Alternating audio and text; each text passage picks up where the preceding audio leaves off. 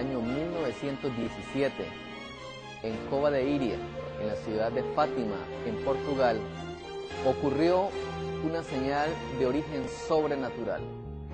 La Virgen apareció en el cielo y el sol realizó una danza que el mundo nunca había visto. Este evento se conoce como el milagro de la Virgen de Fátima. Desde esa fecha ha guiado los designios de la Iglesia hasta nuestros días, convirtiéndose Fátima en la última señal para la Iglesia Católica.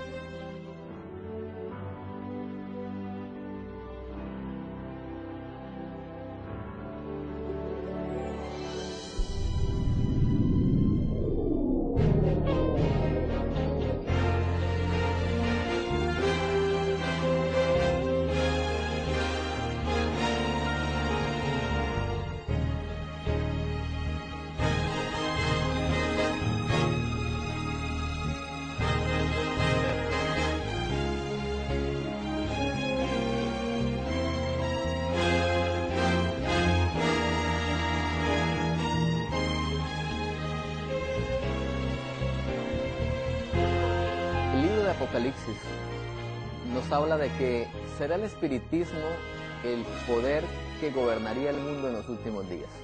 En Apocalipsis, el capítulo 16, encontramos lo siguiente. El versículo 12 en adelante: el sexto ángel derramó su copa sobre el gran río Éufrates, y el agua de éste se secó para que estuviese preparado el camino de los reyes del oriente. Y vi salir de la boca del dragón, y de la boca de la bestia, y de la boca del falso profeta, 3 espíritus inmundos a manera de ranas, pues son espíritus de demonios que hacen señales y van a los reyes de la tierra en todo el mundo, para reunirlos a la batalla del gran día del Dios Todopoderoso. El espiritismo, la religión maestra de Satanás, gobernará este mundo y estará en auge durante el tiempo que transcurre antes de que Jesús venga a esta tierra.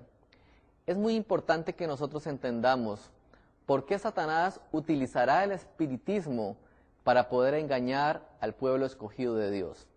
En el libro de Génesis, en el capítulo 2 y el capítulo 3, encontramos registrada la historia de la creación del hombre. Cuando Dios hizo al hombre, lo hizo del polvo de la tierra. El hombre era en un principio inmortal, pero debía pasar una prueba, y era una prueba de obediencia. En el capítulo 3 del libro de Génesis, leemos que Satanás era muy astuto y fue y engañó a Eva. Génesis, el capítulo 3, el versículo 1 dice lo siguiente: pero la serpiente era astuta más que todos los animales del campo que Jehová Dios había hecho, la cual dijo a la mujer: con que Dios os ha dicho, no comáis de todo árbol del huerto. Y la mujer le respondió a la serpiente: del fruto de los árboles del huerto podemos comer, pero del fruto del árbol que está en medio del huerto, dijo Dios, no comeréis, ni le tocaréis para que no muráis. Entonces la serpiente le dijo a la mujer: no moriréis. La primera mentira que dio Satanás al hombre fue: no moriréis. Fue tal vez la primera gran predicación que existió acerca de la mortalidad del alma, la inmortalidad del alma. En aquel tiempo, el hombre había sido creado inocente, no conocía el pecado, pero ahora Satanás traslada su maldad del cielo a esta tierra y engaña a la mujer. Dios les había advertido: el día que comieres de ese fruto ciertamente morirás. Ahora bien, ¿cómo había sido creado el hombre? Dios había tomado polvo de la tierra, había hecho una figura y había soplado en él aliento de vida. De esta manera el hombre llegó a ser un ser viviente. ¿Qué es la muerte? En el libro de Eclesiastés, en el capítulo 12, el versículo 5 nos menciona de la siguiente manera: cuando también temerán de lo que es alto, y habrá terrores en el camino, y florecerá el almendro, y la langosta será una carga, y se perderá el apetito, porque el hombre va a su morada eterna, y los endechadores andarán alrededor de las calles. Versículo 7. Y el polvo vuelve a la tierra como era, y el espíritu vuelve a Dios que lo dio. La muerte es simplemente la separación que hay entre esos dos componentes que forman la vida del ser humano, nuestro cuerpo y el aliento de vida que proviene de Dios. Nunca la Escritura habla de que el hombre tenga adentro un ente inmortal o una fuerza extraña que salga una vez nosotros muramos. Pero Satanás inventó esta falsa doctrina, la doctrina de la inmortalidad del alma, porque sería su obra maestra de engaño al final de los tiempos. Durante muchos años ha ido perfeccionando su engaño y finalmente se hará pasar por ángel de luz. En 2 Corintios, el capítulo 11, el verso 14, el apóstol Pablo nos advierte que no es maravilla, porque en los últimos días Satanás se hará pasar como ángel de luz. El Señor Jesús, cuando estuvo en esta tierra, también nos advirtió de muchas maneras que en los últimos días habrían personas que realizarían milagros, sanarían enfermos y se presentarían delante del Señor, pero el Señor les diría: no os conozco, apartados de mí, hacedores de maldad. Falsificación que Satanás hará en los últimos días. Siempre ha querido el enemigo ir o tratar de realizar los mismos actos que realiza Dios. Desde un comienzo, Satanás quiso usurpar el lugar de Dios. El profeta dice que Satanás quiso en el cielo ocupar el mismo lugar de Dios, y por eso fue expulsado del cielo. Y ahora quiere en la tierra hacer creer también a los hombres la misma mentira. Apocalipsis, el capítulo 12, habla de esa guerra que existe entre la iglesia y el enemigo. Apocalipsis 12, a partir del versículo 1, se encuentra la historia de la iglesia a través de los tiempos. Sin embargo, vamos a notar en este estudio que Satanás ha tratado de engañar en cuanto a que nosotros entendamos el verdadero sentido de este capítulo. En el versículo 1 de Apocalipsis, el capítulo 12, dice de la siguiente manera: apareció en el cielo una gran señal, una mujer vestida del sol, con la luna debajo de sus pies y sobre su cabeza una corona de 12 estrellas. La mujer en la Sagrada Escritura ha representado a través del tiempo a la iglesia. Muchos símiles han sido utilizados para que la iglesia fuera representada como una mujer. El apóstol Pablo, en el libro de Efesios, en el capítulo 5, hace una analogía muy importante en cuanto a la relación de pareja. Dice el apóstol Pablo, versículo 31, por eso dejará el hombre a su padre y a su madre, y se unirá a su mujer, y los dos serán una sola carne. Grande es este misterio, mas yo lo digo respecto de Cristo y de la iglesia. Es decir, el apóstol Pablo toma la analogía de la relación de un hombre y una mujer y nos dice que es la misma relación que tiene Cristo con su iglesia. La mujer en el libro de Apocalipsis representa la iglesia. Está vestida del sol, está vestida del sol de justicia, dice Malaquías, el capítulo 4. Ahora bien, tiene en su cabeza una corona de 12 estrellas. En el libro de Génesis, la Biblia menciona la historia de José, un soñador. En cierta ocasión, José soñó que la luna, el sol y las estrellas, 11 estrellas, se postraban ante él. Muy enojado, su padre lo llamó y le dijo por qué había soñado en esta ocasión este sueño. Y él interpretó el mismo sueño y le dijo, ¿acaso yo, tu madre y tus 11 hermanos venimos a servirte? Es decir, las estrellas allí representaban los 12 hijos de Jacob, los 12 patriarcas que dieron origen a la nación de Israel. Ahora, una característica especial de la mujer de Apocalipsis, el capítulo 12, es que se encontraba de parto. Miqueas en el capítulo 4 menciona que el pueblo de Israel en la antigüedad era conocido como una mujer en dolores de parto porque esperaba el advenimiento del hijo de la promesa. Ya desde Génesis, el capítulo 3, la Biblia mencionaba que vendría la simiente de la mujer para salvar al mundo de las manos del enemigo. Durante miles de años, las mujeres israelitas se prepararon para ser la madre de esa simiente, de ese Mesías que había de venir. En esta ocasión, Apocalipsis nos dice que la mujer clamaba en la angustia del alumbramiento. Es la mujer del Antiguo Testamento, es el pueblo de Israel. Sigue diciendo Apocalipsis, el capítulo 12, de la siguiente manera. Versículo 6. Una vez la mujer dio a luz al hijo varón, huyó al desierto donde tiene lugar preparado por Dios para que allí la sustenten durante un periodo de 1260 días. Ese mismo periodo de los 1260 días es el periodo en el cual gobernó el cuerno pequeño. Ahora ya no hablamos de la mujer del Antiguo Testamento. Ahora es una mujer diferente. Es una mujer que huye del dragón. Y huyó durante el periodo de 1260 días, ese periodo que fue del año 538 al año 1798.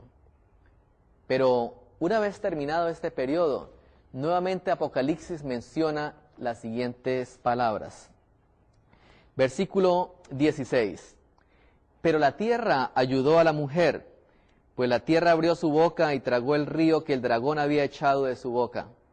Entonces el dragón se llenó de ira contra la mujer y se fue a hacer guerra contra el resto de la descendencia de ella, los que guardan los mandamientos de Dios y tienen el testimonio de Jesucristo.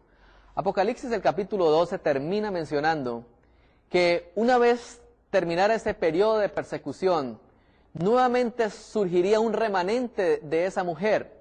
Podríamos decir una tercera mujer, un tercer tiempo de la iglesia. Y ese tiempo, lógicamente, tendría que ocurrir después del año de 1798. Para aquel tiempo, la iglesia que se levantaría tendría dos características.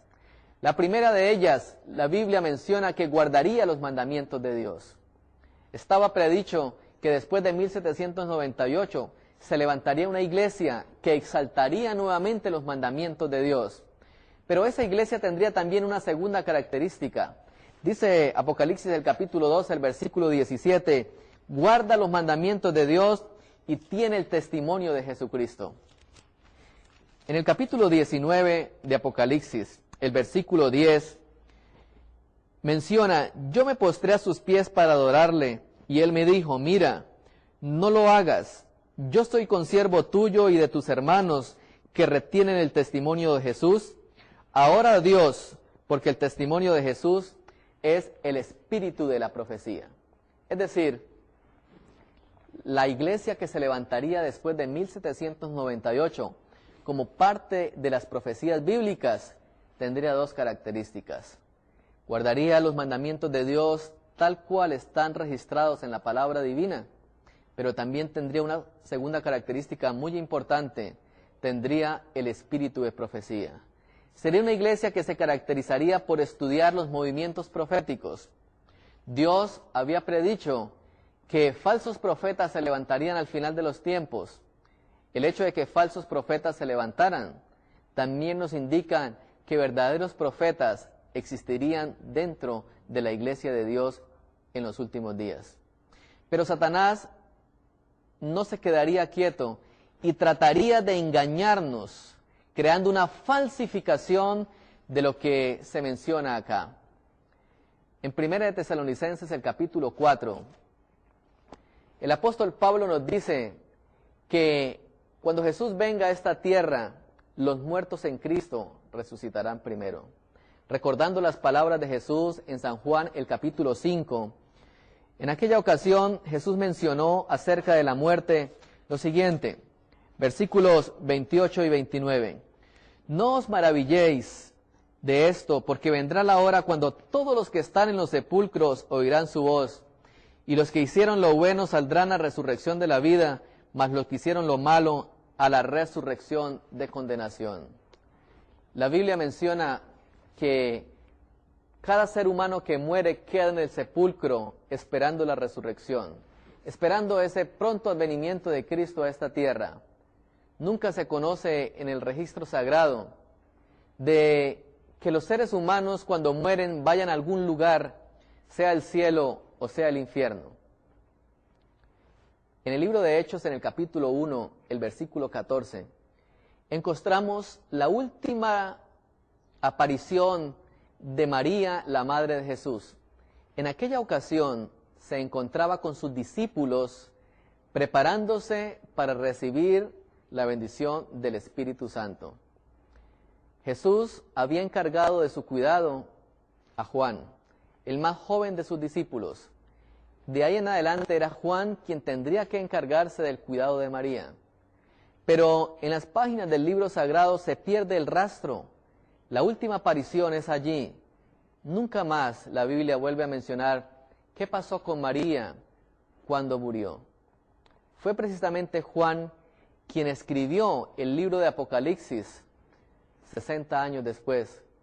Pero nunca el apóstol vuelve a mencionar a María, la madre de Jesús, como alguien al cual nosotros tendríamos que rendirle alguna veneración o cumpliría algún papel importante al final de los tiempos. Apocalipsis, el capítulo 12, hemos visto, no habla nunca de María, la madre de Jesús.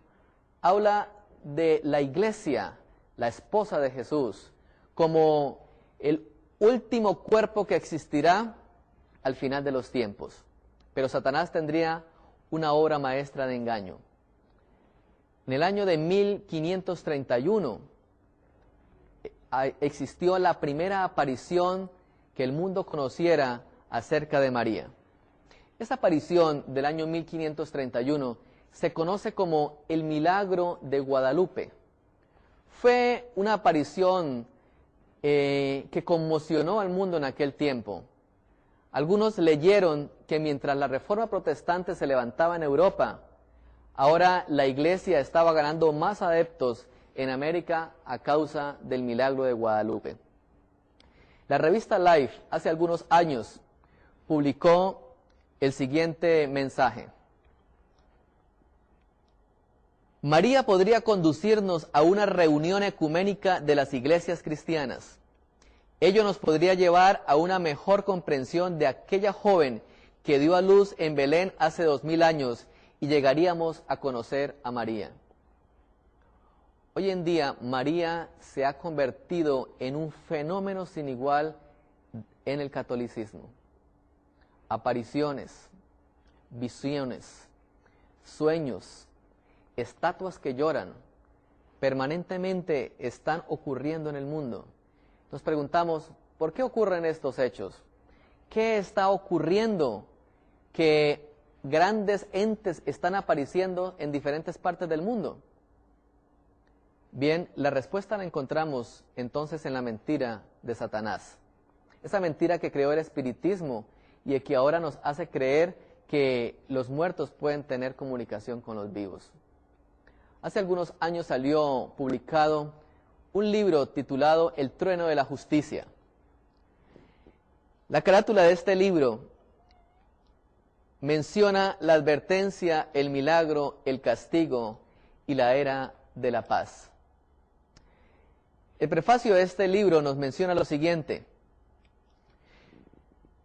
A todos nuestros amigos de Signs of the Times, ese ejército de los fieles del que hablan los mensajes, nuestra revista, Las Señales de los Tiempos y este libro, nunca hubieran visto la luz si no fuera por ustedes. El fruto de su labor ha sido leído por decenas de miles de personas en todo el mundo. El Señor sabe quiénes son ustedes. Es el agradecimiento de Ted y Maure Flynn, quienes escribieron este libro, a todos aquellos visionarios que aportaron un poco para sacar este libro a la luz, conocido como el libro del movimiento mariano. Grandes revelaciones se encuentran allí, pero debemos hacernos una pregunta. Si la Biblia enseña que no puede haber comunicación de los vivos con los muertos, si la Biblia enseña que cuando nosotros morimos no vamos al cielo o al infierno, ¿por qué entonces se aparece María en estos últimos días de la historia de la humanidad? Satanás tiene un propósito especial. Quiere engañar a todos aquellos que desean servirle con corazón sincero.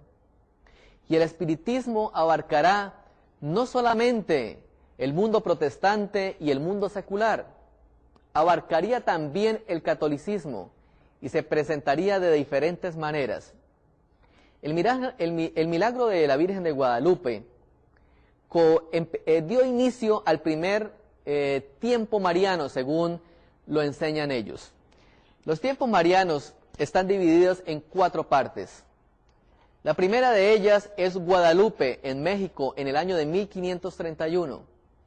El segundo periodo es Labourou, en Francia, en el año de 1830. El tercer periodo es en Fátima, en Portugal, en el año de 1917. Y el último gran periodo mariano, conocido como el de Garabandal y también intercontinental, empezó en el año de 1960. Ahora, vamos a mirar cuál fue la aparición que tuvo lugar ese 9 de diciembre en el año de 1531.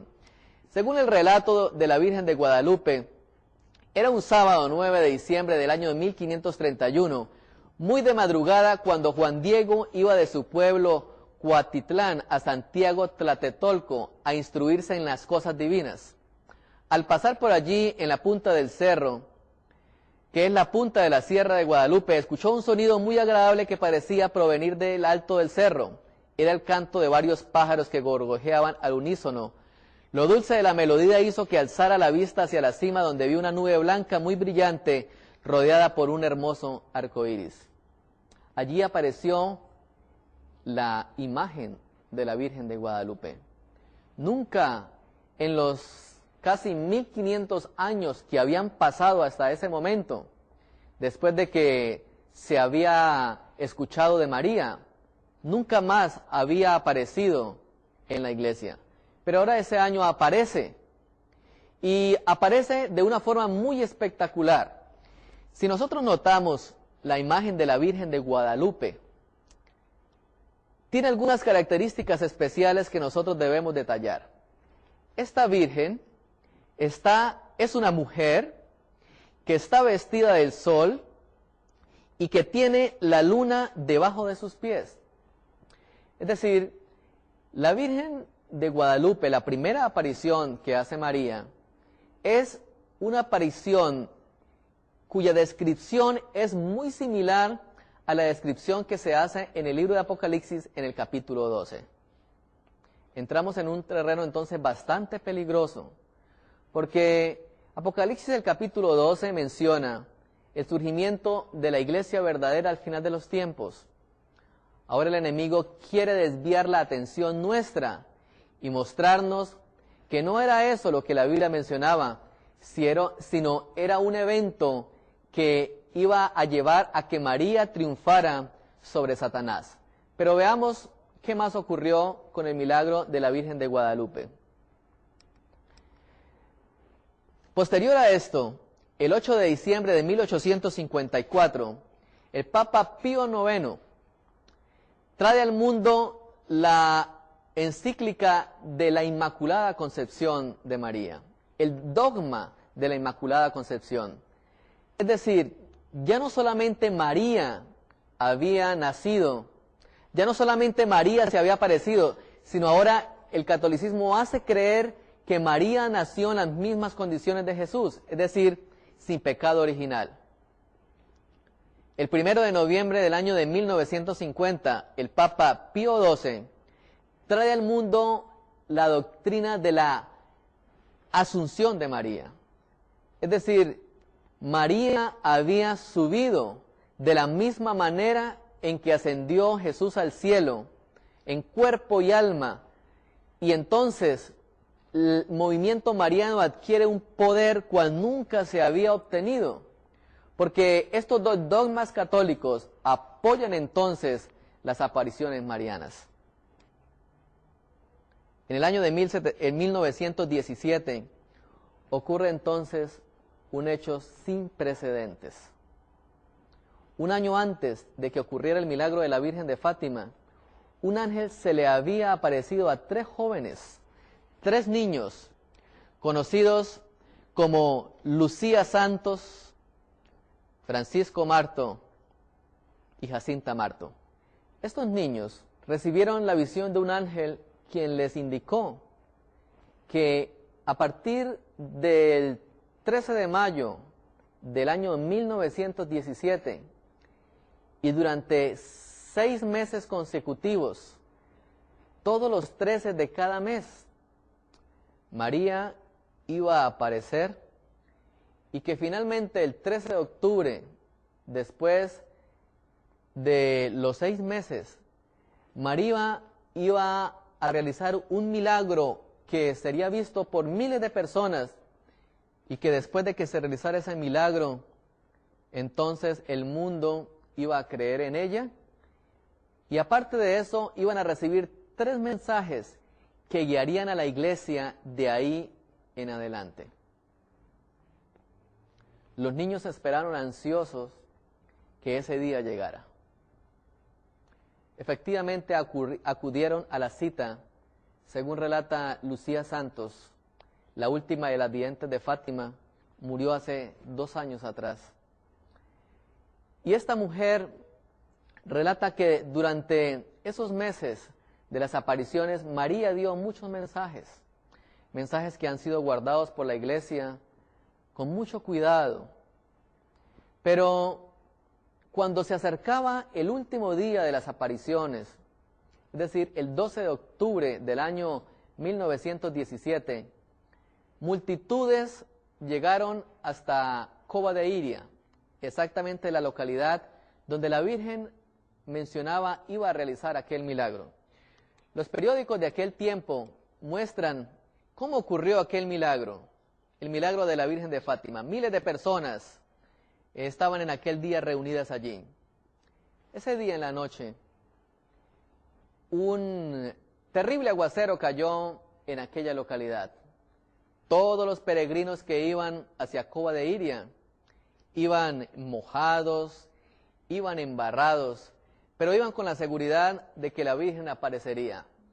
La Virgen iba a aparecer cerca del mediodía, es decir, a las 13 horas. En aquella ocasión, los niños llegaron y estaban esperando el milagro. Mientras la gente estaba pendiente allí, un sonido del viento que no se veía llegó y soplaba, pero nada se movía, todo permanecía intacto. Cuando la gente dejó de escuchar el sonido del viento, volvió a mirarse sus vestiduras, ya no estaban mojadas. Todo lo que había estado embarrado apareció completamente limpio. Entonces la gente estaba admirada porque un milagro estaba ocurriendo. Pero no era este el milagro que la Virgen esperaba. De repente, mientras la gente estaba conmocionada porque sus ropas se habían secado, el cielo pareció que se abrió como un libro. En ese momento aparece el sol. Y una vez aparece el sol, empieza el sol a moverse de un lado para otro, danzando de una manera misteriosa. Colores salían del sol. Cuando la gente miraba esta danza espectacular, conocida como la danza del sol, pareció que el sol se vino contra la tierra. Toda la gente que estaba allí en Fátima empezó a gritar: es el fin del mundo, es el fin del mundo. Pedían perdón por sus pecados. Cuando se postraron ante el sol, de repente el sol empezó nuevamente a ir a su lugar hasta que finalmente ocupó allí el cielo. Todo volvió a la normalidad. la Virgen apareció y habló entonces a los 3 niños. 3 mensajes se recibieron en aquel momento. Pero ¿saben? Hay algo especial también en la Escritura. Esa iglesia que menciona Apocalipsis el capítulo 12, que iba a ser la iglesia verdadera, que tendría el espíritu de profecía y que guardaría los mandamientos de Dios, tendría un mensaje muy especial que dar al mundo. Un mensaje que nosotros encontramos en el libro de Apocalipsis, en el capítulo 14, y que se conoce como el mensaje de los 3 ángeles. Cuando nosotros leemos en Apocalipsis 14, los versículos 6 al 12, encontramos que Dios dio un triple mensaje, una triple amonestación para la generación de los últimos días. Pero, qué interesante que la aparición de Fátima, de la misma manera, también da 3 mensajes a la iglesia.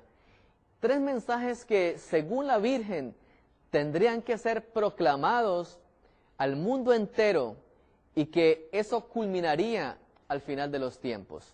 Ahora, 2 de esos jovencitos que se conocen como los videntes de Fátima murieron a los poquitos días, a los poquitos años después de las apariciones. Solamente Lucía Santos permaneció viva durante todos estos años, hasta el año 2005, cuando muere. Pero durante todos estos años, todos los papas que han existido, esos 6 últimos papas, leyeron permanentemente los mensajes de Lucía, de acuerdo a las instrucciones que le había dado la Virgen, y muchos de ellos tomaron algunas decisiones que han guiado a la iglesia. Ahora, vamos a ver algo importante y una comparación muy interesante entre lo que es Apocalipsis el capítulo 12 y lo que es el milagro de la Virgen de Fátima. No deja de asombrarnos la astucia del enemigo como un engaño en los últimos días. En esta diapositiva vemos la Virgen de Guadalupe como la primera aparición de María y la mujer que aparece en Apocalipsis el capítulo 12. Hay algo interesante también. Lucía dos Santos vivió desde el año 1907 hasta el año 2005. Es decir, aparece esta mujer después de que la iglesia se iba a levantar. También de la misma forma, el movimiento de segundo advenimiento que se promulgó desde el año 1844 en adelante,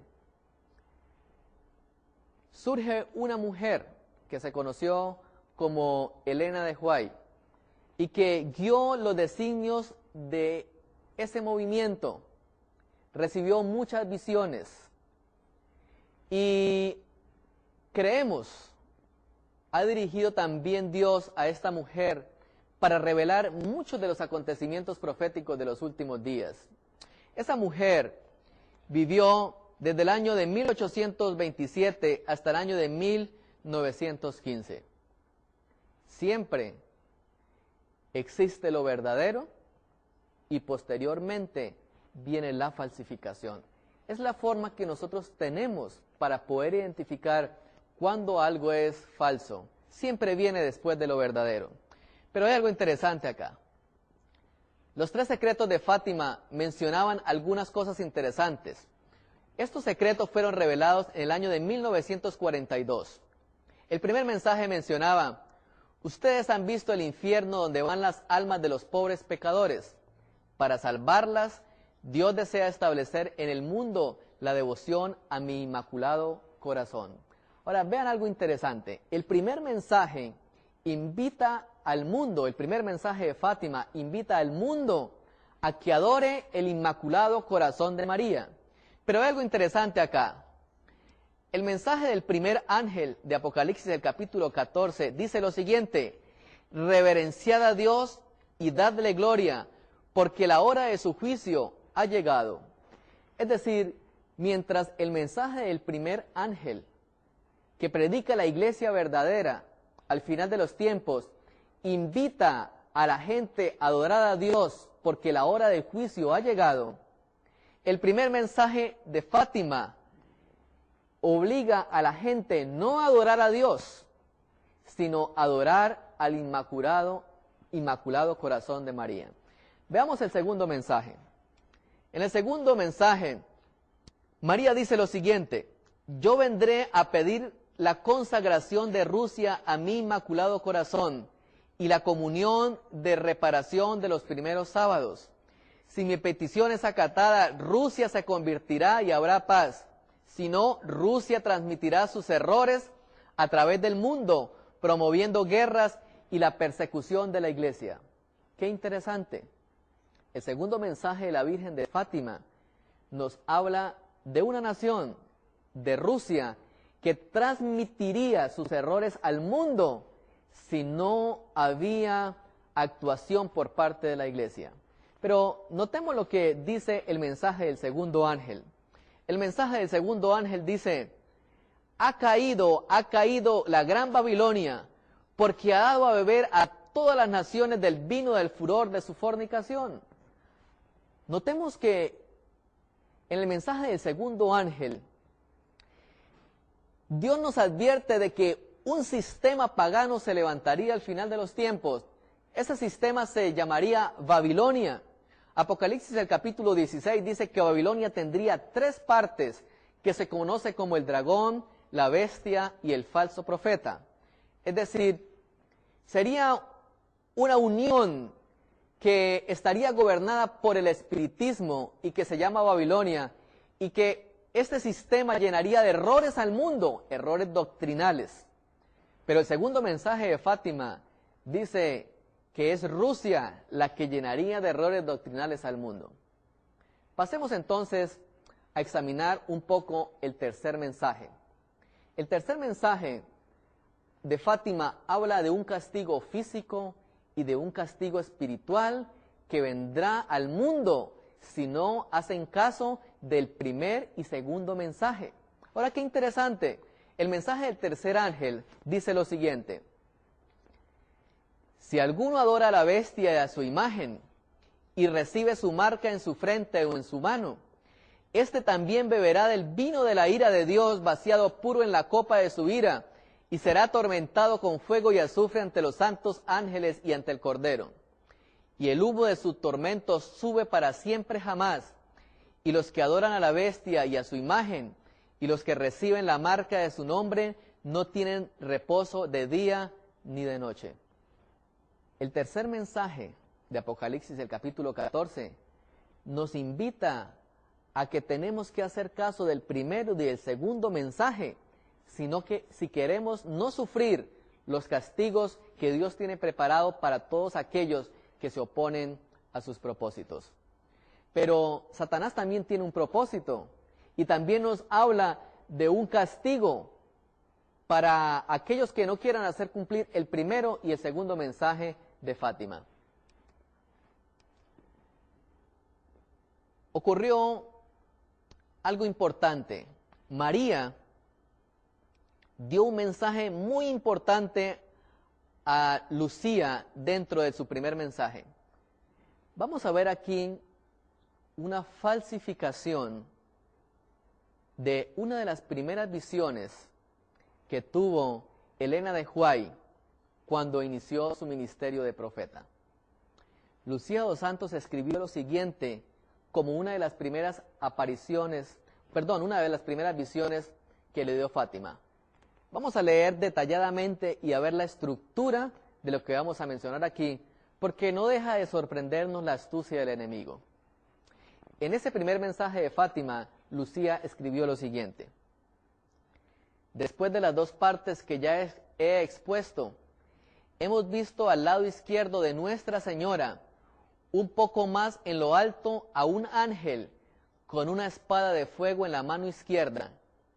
Centelleando emitía llamas que parecía iban a incendiar el mundo, pero se apagaban al contacto con el esplendor que Nuestra Señora irradiaba con su mano derecha dirigida hacia él. El ángel, señalando la tierra con su mano derecha, dijo con voz fuerte: penitencia, penitencia, penitencia. y vimos una inmensa luz que es de Dios, algo semejante a como se ven las personas en un espejo cuando pasan ante él, a un obispo vestido de blanco.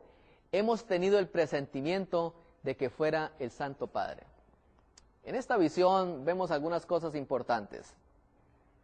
Notemos que Lucía dice que un ángel se le apareció y le señaló la tierra y le dijo una frase de manera triple. Le dijo: penitencia, penitencia, penitencia. Y una vez el ángel le menciona este hecho, dice ella que tuvo la sensación de que vio después entonces aparecer a un hombre vestido de blanco, y menciona ella, era el Santo Padre. Pero vamos a ver una de las primeras visiones que tuvo Elena de White. Se encuentra registrada en el libro Primeros Escritos, y allí se menciona algo también muy interesante. Notemos: en una visión dada el 27 de junio de 1850, mi ángel acompañante dijo: el tiempo está casi agotado. ¿Reflejáis como debieras hacerlo la hermosa imagen de Jesús? Luego me señaló la tierra y vi que era necesario realizar preparativos entre aquellos que abrazan el último mensaje del tercer ángel. El ángel dijo: preparaos, preparaos, preparaos. Después, dice ella, el Papa cambió el día de reposo del día séptimo al primer día de la semana. Sorprendente. Se utilizan los mismos símbolos, las mismas expresiones. Ahora el ángel dice: preparaos, preparaos, preparaos. Y nos invita a predicar el mensaje del tercer ángel, sabiendo que ese poder iba a cambiar los mandamientos de Dios. Satanás prepara la última gran batalla contra la iglesia remanente. En el libro El trueno de la justicia se menciona lo siguiente: después de los 3 días de oscuridad, San Pedro y San Pablo bajarán del cielo, predicarán en el mundo entero y elegirán un nuevo papa. Una gran luz brillará de sus cuerpos y se posará sobre el cardenal que será nombrado papa. El cristianismo se difundirá por todo el mundo. Él será el santo pontífice escogido por Dios para soportar la tormenta. Al final tendrá el don de hacer milagros y su nombre será alabado por toda la tierra. Naciones enteras volverán a la iglesia y la faz de la tierra será renovada. Rusia, Inglaterra y China volverán a la iglesia. Es sorprendente que en este libro de revelaciones marianas, la Virgen haya mencionado que Rusia y el comunismo tendrían que acabarse para que el catolicismo pudiese volver a tener la supremacía. Ahora, fíjense en algo importantísimo acá. China hoy en día es uno de los últimos países que continúan siendo países socialistas. Sin embargo, somos conscientes de que el evangelio tiene que ser predicado a todo el mundo y que algo tiene que pasar con estos países. Si hemos notado algo interesante en lo que hemos mencionado acá, es que Satanás siempre ha ido a la par de Dios. Vimos el mensaje de los 3 ángeles, vemos ahora los 3 mensajes de la Virgen de Fátima. Vimos que Satanás tiene como reino Babilonia, Dios tiene como capital de su reino a Jerusalén. Y siempre Satanás trata de ir tratando de falsificar lo que Dios ha hecho con el fin de engañar a su pueblo. Ahora, fíjense también, este movimiento mariano y quienes escribieron este libro, El trueno de la justicia, Ted y Maureen Flynn, son videntes del marianismo. Y la revista Signs of the Times que se menciona aquí es la revista del movimiento mariano también. Yo no sé si nosotros recordamos que hace muchos años atrás también la Iglesia del Segundo Advenimiento producía también una revista con el mismo nombre. Es decir, nunca Satanás se ha quedado atrás en esto. Pero hay algo más sorprendente en este libro. Fíjense otra de las manifestaciones que dio la Virgen a uno de sus visionarios. En la página 364 y 365 se menciona lo siguiente. El trono de la justicia dice que Cristo proclamó el siguiente mensaje en la ex Yugoslavia. Abre comillas, este será el pequeño rebaño y yo lo cubriré. En esos días habrá un solo pastor, una sola fe, la fe de la Iglesia Católica Romana, la que yo establecí cuando andaba visiblemente en la tierra, después de las calamidades que estoy ahora permitiendo que pasen a mis hijos obstinados de la tierra. Se levantará una raza justa y pura y la tierra abundará de mis dones. Mis hijos e hijas obedecerán mis mandamientos, por lo tanto todo vivirá y crecerá con mis bendiciones durante 30 años. Luego mi pueblo se inclinará nuevamente al mal y al pecado. Noten que el mismo Cristo está mencionando, según el movimiento mariano, que ocurrirán calamidades y que habrá una sola iglesia, la Iglesia Católica, pero que todavía habrá más tiempo. Fíjense lo que sigue diciendo el libro. En la página 12 y 13 dice lo siguiente: así como Juan el Bautista preparó el camino para la primera venida de Jesús, María prepara el camino para su segunda venida. María proclama la próxima llegada de un mundo y una era nuevas y el triunfo de su corazón inmaculado y el segundo Pentecostés, el derramamiento del Espíritu Santo, darán lugar al reinado del Sagrado Corazón. Los que se están preparando es algo tan grande como jamás ha existido desde la creación del mundo. Tremendo. También los visionarios de María hablan de que llegará un segundo Pentecostés y que el mundo entonces se preparará para recibir el Inmaculado Corazón de María y que María prepara el segundo advenimiento de Jesús. Ahora, la Sagrada Escritura menciona que no es María quien prepara el segundo advenimiento de Jesús, sino que es el profeta Elías. Y así como Elías Tisbita preparó la llegada de Eliseo, y así como Juan el Bautista posteriormente preparó la llegada al Mesías en primera instancia, también en estos últimos días se levantaría un profeta Elías. Pero ese profeta Elías está representado por la iglesia de los últimos días. Ahora, veamos qué dice el conflicto de los siglos y vamos a quedar sorprendidos al comparar estas revelaciones. El conflicto de los siglos menciona lo siguiente: el apóstol San Juan, estando en visión, oyó una gran voz que exclamaba en el cielo: ¡ay de los moradores de la tierra y el mar!